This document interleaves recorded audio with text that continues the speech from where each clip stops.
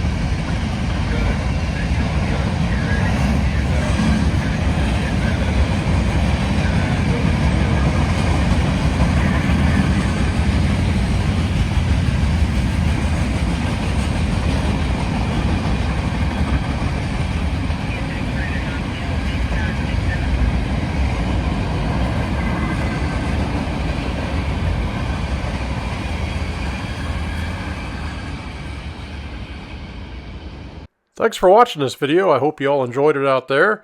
If you did, please drop down below and click that thumbs up button to give us a like. Also, don't forget to subscribe to our channel, either clicking the subscribe button down below, or you can hit the Rusty Boxcar logo on the right side of the screen. Drop us a comment also. We enjoy those and we'll try to answer them as fast as we can.